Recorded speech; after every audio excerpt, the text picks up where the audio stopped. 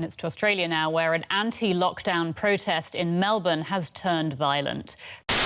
Attention. This is a police public order warning. You have previously been directed to leave. Leave now or force may be used. No further warnings will be given.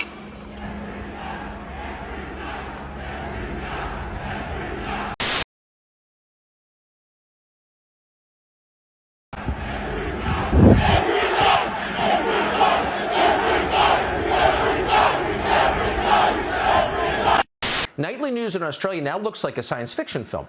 If you don't need to go out, stay at home. Those are the stay-at-home orders. The problems that we have, that people are going out when they don't need to. Yes, we can see you. One with a hoodie in the middle with your cold drinks. The building is surrounded by police. They didn't have guns, they had cold drinks on a rooftop during COVID. Watching the sunset is also selfish and arrogant. Watch. There's a whole bunch of people down the Ryback Beach last night who thought the best thing to do was to go and watch the sunset. I'm sure it was a beautiful sunset, but that's not in the spirit or in the letter of these rules. Facebook post in relation to a lockdown protest you put on for Saturday. Yeah, and I wasn't breaking any laws by doing that. You are actually. You are breaking law. That's why I'm arresting you.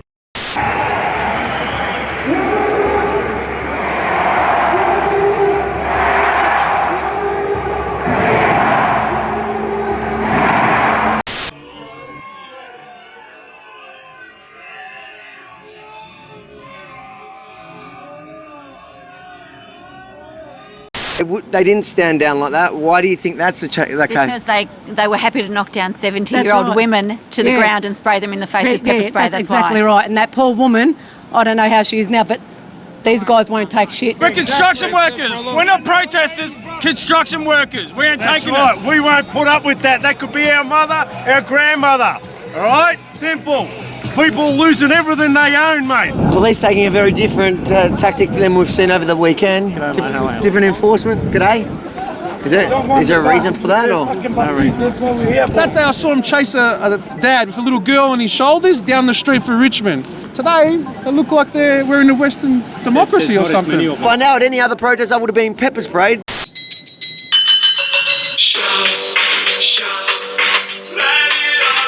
You guys look what's going on in Australia right now. You know, they're enforcing, after a year and a half, they're still enforcing lockdowns by the military.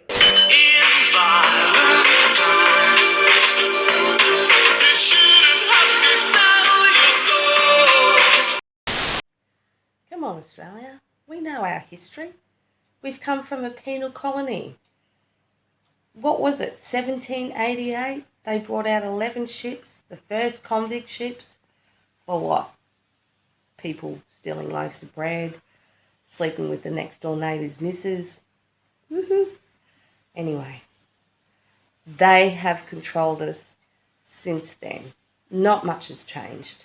But hey, even England's got more freedom and rights than what we do right now. Bit of a joke, actually. That we need to face the facts.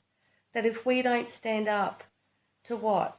A few little premiers, a few little health ministers dictating to us how we're going to live. With police, with military, our lockdowns, our forced vax. Get vaxxed or lose your job. We're not Australian if we allow this to happen.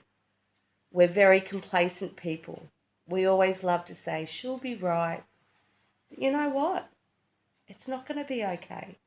It's not going to be okay for the future generations, our young ones.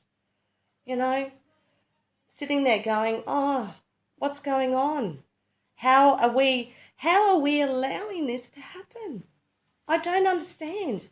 We're making international headlines around the world. We weren't born in a country like this that our forefathers fought for it to become like this. There was too much sacrifice. And at the time we didn't really know what our freedoms were, but now they're being tested and tried. And at the moment, if we don't stand up for what every other person has fought for, our grandfathers, uncles, brothers, you know, back in World War II, Vietnam even. What was it all for? Nothing. Because once you take a hook, line and sinker and they tell you that it's for the good of your people, it's for the good of the greater, what else are they going to throw at us that we're going to go, oh, that's okay?